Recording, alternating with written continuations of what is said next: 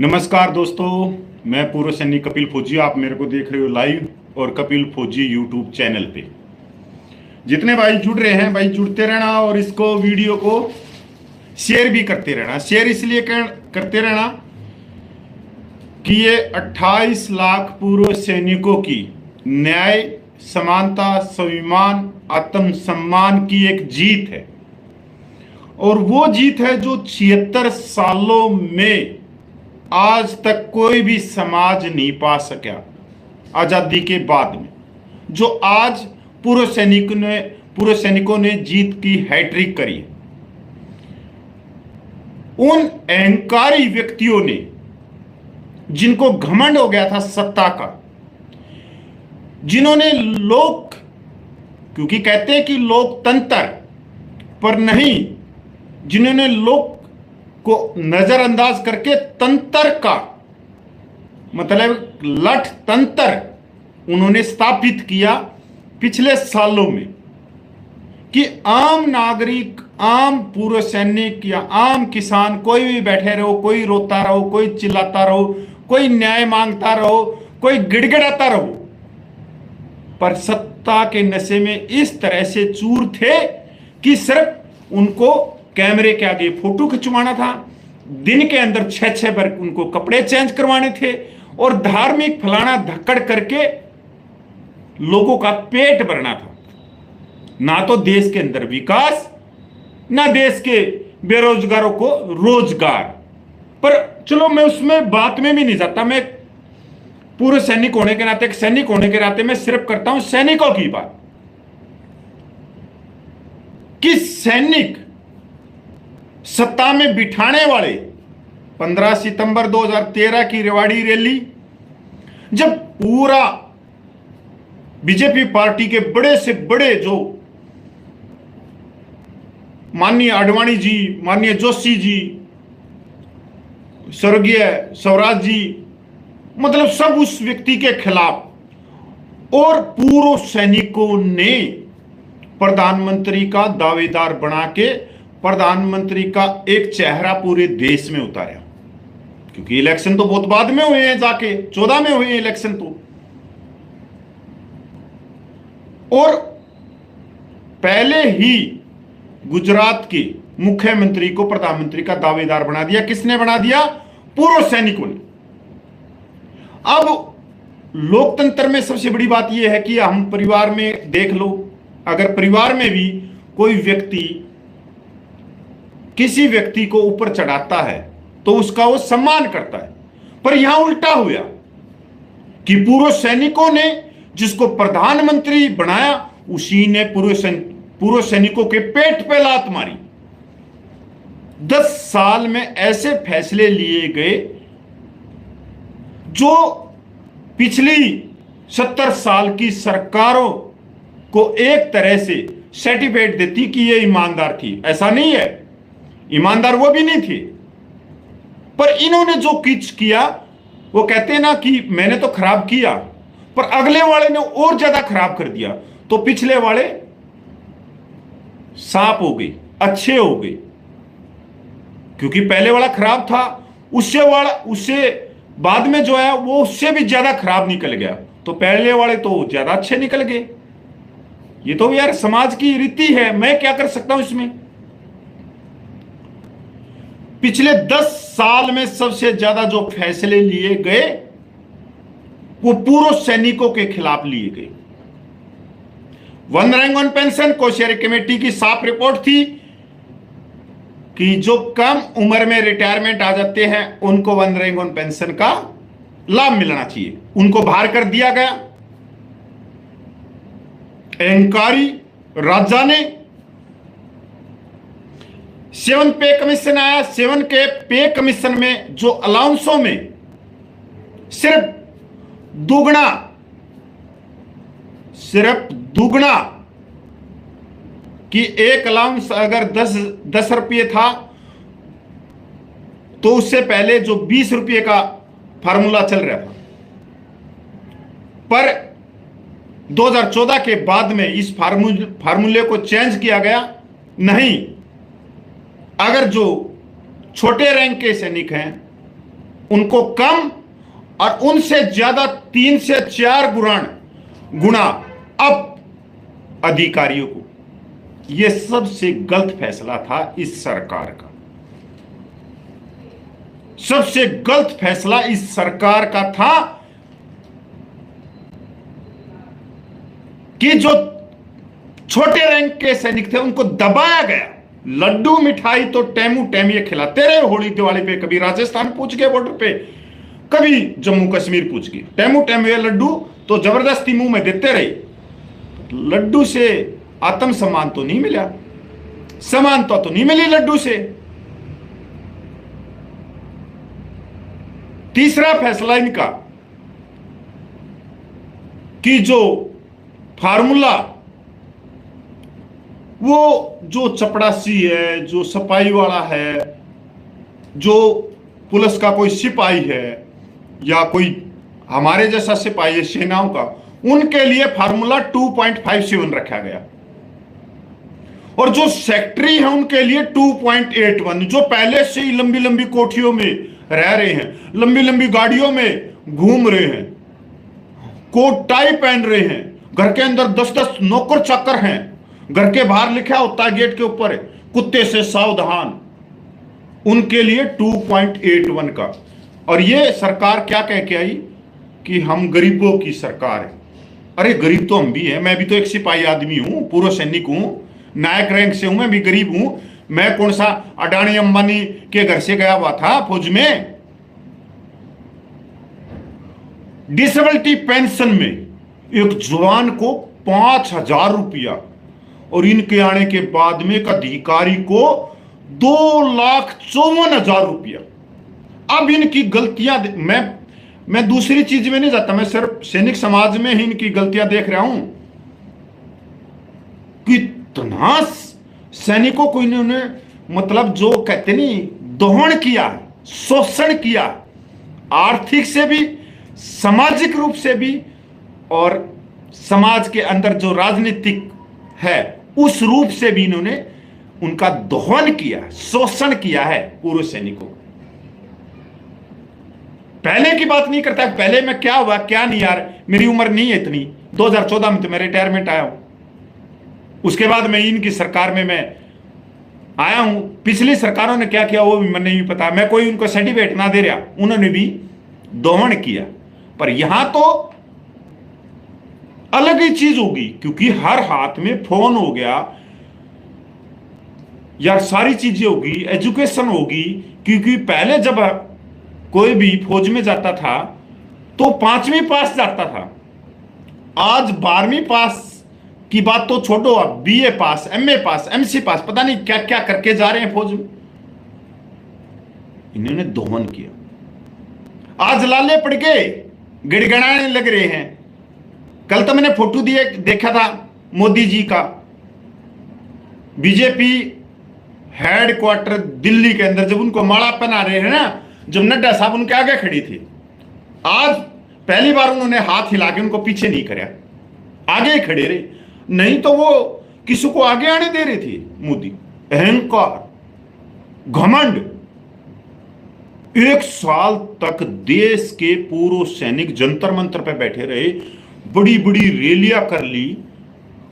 अरे 750 से ज्यादा जिला कलेक्टरों को पूरे देश में, कश्मीर से लेकर कन्याकुमारी तक, मणिपुर से लेकर जैसलमेर तक, कलेक्टरों को अपनी मांगों का मांग पत्र दे दिया। 750 से ज्यादा लोकसभा और राज्यसभा के सांसदों को पूरे देश के पूर्व सैनिकों ने मांग पत्र दे दिया। इसका मतलब क्या, आपकी क्या सोच रहे हो, मोदी को पता नहीं थी इन बातों का? यार क्या बात कर रहे हो आप सोच रहे हो कि वो VIP थे इसलिए उनको पता नहीं होगा? नहीं नहीं नहीं, हमारे जैसे ही अब उतर गए ना VIP से, गिड़गाड़ा रहे हैं ना, सरकार बनवा दो, सरकार बनवा दो, फोन कर रहे हैं, कभी बिहार में, कभी तेलंगाना में, सरकार बन जाए, सरकार बन जाए। ऐसा नहीं है कि आप ये सोच रहे, उनको नहीं मालूम 1 साल के अंदर इतने बड़े बड़े प्रोग्राम हुए हैं पूर्व सैनिकों के, तो मोदी जी को नहीं मालूम? कहां घूम रहे? कई भाई कह रहे हैं किसान आंदोलन चला था, उस वजह से मोदी गया। ठीक है, मैं इसमें कोई दो राय नहीं रखता। पर किसान आंदोलन का जो प्रभाव था वो हरियाणा और पंजाब में था सबसे ज्यादा। और हरियाणा और पंजाब की टोटल सीट है, पंजाब में 13, हरियाणा में 10, टोटल होगी 23। किसान आंदोलन का इनमें प्रभाव था। इन 23 सीट में से भी हरियाणा की 5 सीट बीजेपी में गई हुई, तो 18 सीट पे सीधा प्रभावित किया। मतलब पूरे देश में तो नहीं गया भाई किसान आंदोलन, पूरे देश में गया है तो पूर्व सैनिक आंदोलन। पूर्व सैनिकों की 5 करोड़ वोट है, 140 सांसद सीटों को सीधा प्रभावित कर सकते हैं। और 81 सीटों पे सीधा इसको झटका दिया है मोदी को, बढ़िया वाला झटका दिया है, प्लस वाला झटका दिया है 81 सीट पे। अगर उत्तराखंड में और हिमाचल की 9 सीट और जम्मू की अगर 2 सीट पर और झटका लग जाता तो 12 सीट और जोड़ लो इसके अंदर, ऐसा झटका दे दिया इसको। मध्य प्रदेश में इसको झटका नहीं मिला, कोई बात नहीं, पर केरला के अंदर अच्छा झटका है पूर्व सैनिकों का, कर्नाटक के अंदर अच्छा झटका है, उड़ीसा के अंदर झटका नहीं मिला। उड़ीसा में भी कई डिस्ट्रिक्ट के अंदर हमारे पूर्व सैनिकों की तादाद बहुत ज्यादा है, पर वहां झटका नहीं मिला, कोई बात नहीं। पर दूसरों ने तो दे दिया, वो अब की बार 81 सीटों पे झटका दिया है। अब तो ये चलो जोड़ तोड़ के मोड़ तोड़ के सरकार बना ले जाएंगे, कोई दिक्कत नहीं है। पर अगली बार क्या पता उड़ीसा से भी झटका लग जाए और मध्य प्रदेश से भी झटका लग जाए और उत्तर प्रदेश में जो सीट बची हुई थी उनसे भी झटका लग जाए, और जो 5 सीट हरियाणा की गई हैं क्या पता उनसे भी झटका लग जाए। आज नैतिकता के आधार पर मोदी जी को जिम्मेवारी लेते हुए इस्तीफा तो दे दिया उन्होंने, आज दे दिया इस्तीफा तो, पर सरकार तो वही बना रही। नैतिकता के आधार पे उनको सक्रिय राजनीति से संन्यास लेना चाहिए मोदी जी को। मैं दूसरे किसी समाज की बात नहीं करता, क्योंकि मोदी जी के हर शब्द पे मेरा जवान मेरा जवान मेरा जवान रहती है भाई। ना तो किसान रहती, ना 140 करोड़ लोग रहते, कोई चीज नहीं। होली दिवाली किसके साथ में मनाता है? होली दिवाली तो साल में 2 बार आती है, किसके साथ में मनाता है? ना किसान के साथ में, ना मजदूर के साथ में, ना कोई अध्यापक के साथ में, ना पटवारी के साथ में, ना कोई आईपीएस आईएएस के साथ में, ना हमारी माता बहनों के साथ में। तो किसके साथ में मनाता भाई? सैनिकों के साथ में। तो सैनिकों के लिए अगर वो होली दिवाली बना रहा है तो उस हिसाब से सैनिकों की नजर में तो ठीक नहीं निकला, क्योंकि लाने वाले भी सैनिक थे 15 सितंबर 2013 की रेवाड़ी रैली में। उनकी नजर में तो मोदी जी बिल्कुल फेल हो गए। तो आज सक्रिय राजनीति से उनको संन्यास लेना चाहिए, क्योंकि जितना शोषण पिछले 10 साल में पूर्व सैनिकों के साथ में हुआ है, जिसमें बाबा भीमराव अंबेडकर के संविधान को ताक पे रख के आर्टिकल 14 से लेके 18 तक असमानता ही असमानता करी गई। समानता का तो मतलब ही नहीं है। तो बाबा भीमराव अंबेडकर के संविधान के अनुसार एक राजा को, जिसको लोकतंत्र में जनता अपने लिए एक राजा चुनती है, और वो राजा घमंडी हो जाए और पूरे दिन कुर्ते पजामे कैमरा फलाना धक्कड़ ये बदलता रहे, और उसके वही राज्य के पूर्व सैनिक जिन्होंने 62, 65, 71 करिगल में दुश्मनों को धूल चटाई है, और वो जंतर मंतर पे बैठे हैं 1 साल तक। 2 जवानों की शहादत हो गई इस आंदोलन में। अरे डेली गृह मंत्रालय की जितनी एजेंसियां हैं, रा है, आईबी है, दिल्ली पुलिस की एजेंसियां हैं, वो सारी आती थी वहां पे फोटो खींचने। भाई किसकी कैसे हुआ ये हादसा, कैसे हुआ कैसे नहीं हुआ। क्या आप ये सोच रहे हो पीएमओ ऑफिस में ये बात नहीं जाती थी, प्रधानमंत्री के पास में नहीं जाती थी? क्यों भाई? प्रधानमंत्री क्या करता पूरे दिन, क्या करता? आप एक सोच के देखो एक बार। अरे उसके पास में यही काम है ना। हरियाणा में क्या चल रहा है, राजस्थान में क्या चल रहा है, केरला में क्या चल रहा है, कर्नाटक में क्या चल रहा है, मणिपुर में क्या चल रहा है, मेघालय में क्या चल रहा है, जम्मू कश्मीर में क्या चल रहा है, पंजाब में क्या चल रहा है, उसके अलावा क्या कर रहा है? कुर्सी तो आप लोगों को भी मिली होंगी फौज में।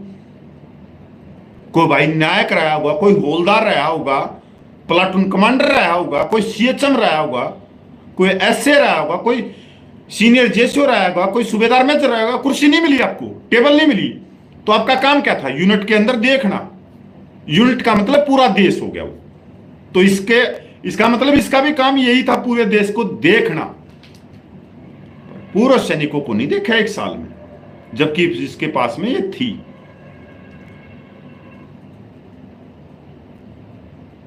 पूर्व सैनिकों से पंगा इसको लेना भारी हो गया, महंगा पड़ गया।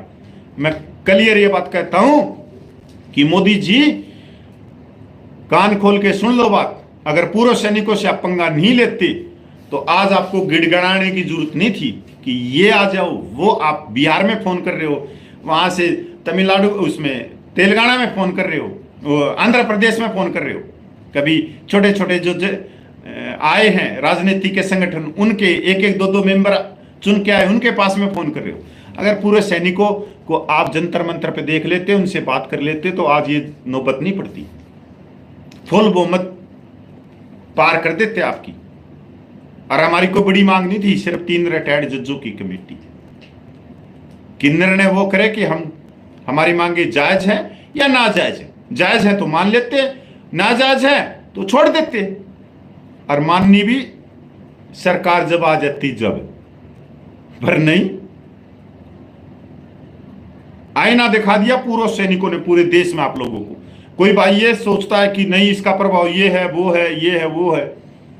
अरे जब भगवान श्री राम हमारे साथ में, क्या सोचते हो आप? तो कहते हो कि मैं तो बायोलॉजिकल हूं। अरे नहीं, अगर कोई इस देश में कोई अवतार है तो वो है फौजी। जो पैरामिलिट्री के हो, चाहे वो हो, जो अपने परिवार को, अपने बच्चों को छोड़ के जो बॉर्डर पे खड़े हो जाते हैं, यहां तक इतनी इतनी बर्फ में, जो समुद्र में जाते हैं, जो आज 52 डिग्री से भी ज्यादा जो आग बरस रही है, राजस्थान के बॉर्डर पे खड़े हैं, जो लोहा पिंगल के चल जाता है। इनसे बड़ा कौन हो गया? यही तो परमात्मा है जो तपस्या कर रहे हैं, बर्फ में भी, समुद्र में भी, जंगल में भी, जमीन में भी, जहां है पूरे देश में। और आप कह रहे हो कि मैं भगवान हूं। अरे भगवान तो ये थे, इनकी रिस्पेक्ट कर लेते। अपने परिवार को, अपने बच्चों को छोड़ के जो आप लोगों के लिए गोली खा लेता है सीने में, क्या क्या स्वार्थ था उनका? क्या आप ये सोचते हो कि उसको 30-35 हजार रुपया वेतन मिलता है इसलिए वो गोली खा लेता है? ये तो हमारे संस्कार ही ऐसे हैं कि हम मातृभूमि से प्यार करते हैं। मां की कोख में ये कहानियां पढ़ते पढ़ते या सुनाते सुनाते, जब मां सुनाती है भगत सिंह की, करतार सिंह सरापा की, सुभाष चंद्र बोस की, महात्मा गांधी की, 7.5 लाख क्रांतिकारियों की, कहीं पृथ्वीराज चौहान है, कहीं सम्राट है, क्या बात है भाइयों। अब लास्ट में अपनी बात में अपनी खत्म करूं। जबरदस्त झटका दे दिया आप लोगों ने 1 साल के आंदोलन ने, जो जंतर मंतर पे चल रहा था। और इस आंदोलन को तोड़ने के लिए सारे पैतरे आजमाए गए। हमारे ही व्यक्तियों को लोभ लालच दिया गया, जैसे जयपुर से गोल टोपी वाले को, यूट्यूबर चैनल वाले को, और 5-7 जो वकील हैं उनको, उनसे मीटिंग की गई पिछले दरवाजे से।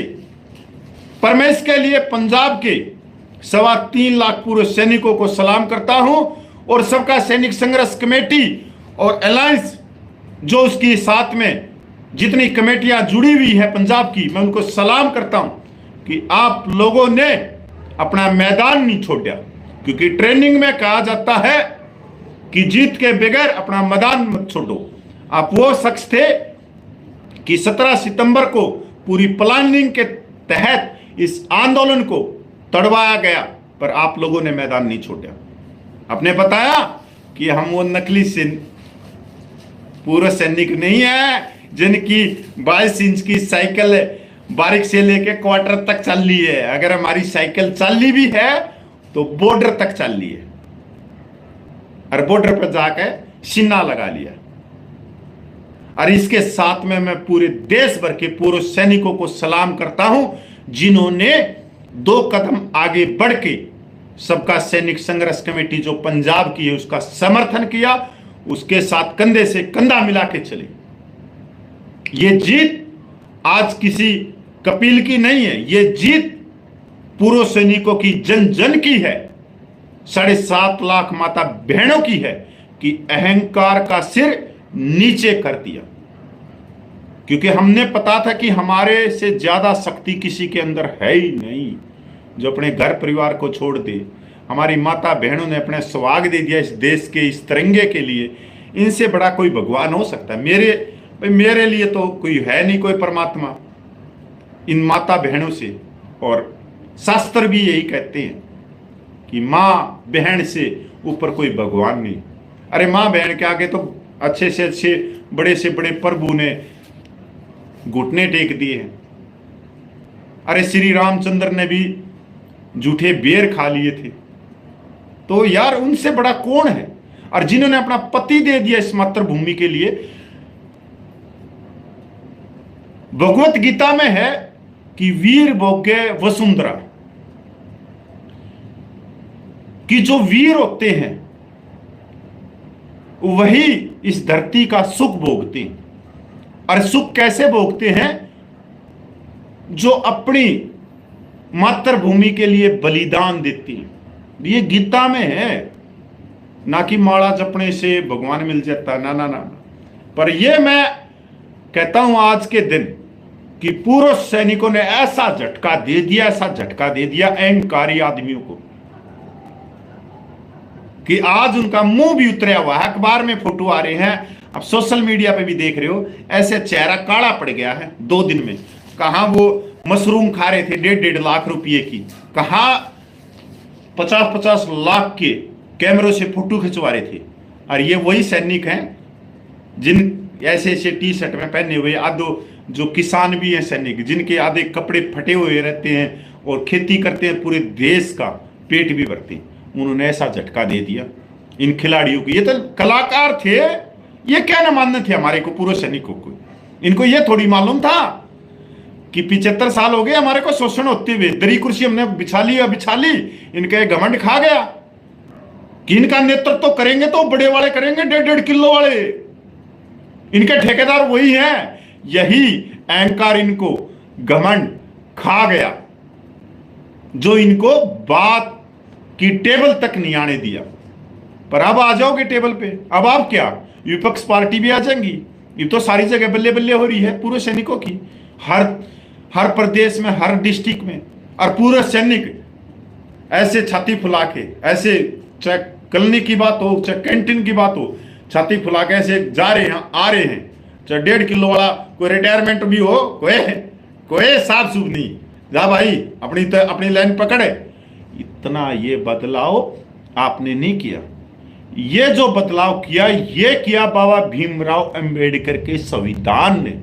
उस संविधान ने हमारे को हक दिया है, और उस संविधान को हमने जन जन तक पहुंचाया है पूर्व सैनिकों में, कि समानता अगर एक काम है तो एक भत्ते होने चाहिए। उस चीज को हमने जन जन तक पहुंचाया है आज के दिन। और एक दिन ऐसा भी है, मैंने पहले दिन कही थी 20 फरवरी को, कि भीख मांगने से कभी हक नहीं मिलते। भीख मांगने से कभी हक नहीं मिलते। हक बाबा भीमराव अंबेडकर से लेकर महात्मा गांधी, सुभाष चंद्र बोस भी कहते हैं कि गिड़गिड़ाने से कभी हक नहीं मिलते। उसके लिए आपको आंदोलन करना पड़ेगा। आपको धरना प्रदर्शन करना पड़ेगा। और 1 साल के धरना प्रदर्शन ने इनके ऊपर मैज सी फेर दी। 81 सीट ले गए हम इनसे, 81 सीट 2013 में, 2019 में हमने इनको 140 सीट दी थी, उनमें से 81 ले ली और आने वाले समय में फिर ले लेंगे अगर आज भी नहीं सुधरे तो। क्योंकि ये सरकार में है, अब सरकार बनाएंगे और हम भी पीछे पीछे हैं। हमने कुछ नहीं चाहिए कांग्रेस, बीजेपी, फलाना धक्कड़ पार्टी से हमारा कोई लेना देना नहीं। हमारी मांग पूरी कर दो, हमारे को समानता का अधिकार दे दो बस। 5 मीटर कपड़े हमने पहने हैं, 5 मीटर उन्होंने पहना है, हमने कोई दिक्कत नहीं हमारे भाइयों से, पर हमारे 5 मीटर कपड़े पहनने का हक दे दो। गोलियां हमने खाई है शरीर के ऊपर, तो हमारी डिसेबिलिटी समान होनी चाहिए। बॉर्डर के ऊपर हम छाती तान के खड़े होते हैं तो 15,500 मिलिट्री सर्विस पे हमारी होनी चाहिए। एक्स ग्रुप, चाहे उनरेडी की हो, चाहे भाई सैनिक विधवाओं की बात हो, चाहे 1 रैंक 1 पेंशन में, जो कम सर्विस में जो रिटायरमेंट आते हैं, क्योंकि सेनाओं को नौजवान रखना, तो उसका ज्यादातर हिस्सा 60% से ज्यादा हिस्सा 60% से ज्यादा हिस्सा तो वो पहले ही डिस्चार्ज आ जाता है ना, तुम भेजो तो पहले ही आ जाएगा, तो उनको बाहर करने की जरूरत नहीं है। ऑन रिक्वेस्ट को उनको भी 1 रैंक 1 पेंशन का लाभ मिलना चाहिए। और तुम अपनी जेब से नहीं दे रही है, हमारा ही टैक्स पेयर का पैसा, और हमारे ऊपर दादागिरी, हमारे ऊपर सैनिकों पे दादागिरी। और गणेश जगह है दादागिरी करने के, बड़े बड़े अडानी है, अंबानी है, उनके तो तुमने खजाने भर दिए। और जब हमारा नाम आता है कि हमारे को कुछ चाहिए, गरीब आदमियों को कुछ चाहिए, अरे हम तो वैसे भी गरीब हैं। पूरे सैनिक कौन से अमीर है, कौन से फॉर्च्यूनर गाड़ियों में घूम रहे हैं, अरे गांव देहात में रह रहे हैं, मुश्किल से हो रहा है गुजारा करना भी, और उनकी तुमने पेंशन छीन ली, सारी चीजें छीन ली। तो भाई आज के दिन ढंग की बात यही थी, और लगातार रखो इस बात को कि जिससे हमारी बात इनके कान तक पूछती रही। और एक दिन नहीं छोड़ूंगा मैं, लगातार रखूंगा भी, कम से कम 2-3 महीने तक, चाहे प्रधानमंत्री माननीय मोदी बने, पर उसके कान तक ये बात पहुंचा दूंगा कि ये इतनी बड़ी हार कैसे हुई। कोई मेरा साथ दो या नहीं दो, पर मैं लगातार इस चीज में रहूंगा। आज के दिन पूरे सैनिकों को जागरूक करने की कोई जरूरत नहीं, सबको मालूम है कि उनकी क्या क्या समस्याएं, मिलिट्री सर्विस पे, डिसेबिलिटी पेंशन, फलाना धक्कड़ ये है। आज के दिन चाहे कोई भी राजनीतिक पार्टियां हैं, उनको ये दिखाने की जरूरत है कि पूर्व सैनिकों ने क्या किया है। इनका एक तरह से जो मैं कहता था फिल्टर फाड़, वो फिल्टर फाड़े हैं पूर्व सैनिकों ने। 81 सीटों पे 81 सीटों पे इनकी मैच ही मार दी, साफ कर दिए 81 सीटों पे। अब घूमते रहो इधर उधर, गिड़गाते रहो, मेरे को दे दो, मेरे चाबी दे दो, सत्ता की चाबी दे दो, तुम आ जाओ तुम आ जाओ। और हम 1 साल तक गिड़गड़ आ रहे थे वहां बैठ के, दोस्त आदत होगी, हमारे आंखों में से आंसू आ रहे थे। हमने सर्दी के अंदर आंदोलन शुरू किया था, गर्मी चली गई, सब कुछ चली गई, पूरे देश के अंदर घूम लिए, चप्पल टूट गई, हमारे पैरों के अंदर छाले पड़ गए, पर कहूं तो इनको शर्म नहीं आई कि क्या। तो भाई मैं थोड़ा कम ही आऊंगा, मेरे पेपर भी चल रहे हैं, सारी चीजें चल रही हैं, थोड़ा बिजी भी हूं मैं। धन्यवाद करता हूं जितने भाई देख रहे थे, और इसको पूछा दो पूरे देश में पूरे सैनिकों से कि आपकी जीत हुई है। कोई बात नहीं, 200-400 पेंशन तो फिर बढ़ती रहेगी, नहीं बढ़ती रहेगी, पर आज के दिन लठ गाड़ दिया अपन लोगों ने। हरियाणा में कहूं तो लठ गाड़ दिया, पूरे देश भर के पूर्व सैनिकों ने लठ गाड़ दिया। और 1 साल के आंदोलन में सबका सैनिक संघर्ष कमेटी पंजाब और उसके अलायंस जितनी भी कमेटियां पंजाब की, प्रणाम आप लोगों को। परमात्मा आपको चढ़ती कला में रखे, आपके घर अन्न से भरे रहें, खुशियां आपके घर में दिन रात चुगनी आए। भाई बहुत बहुत धन्यवाद भाई।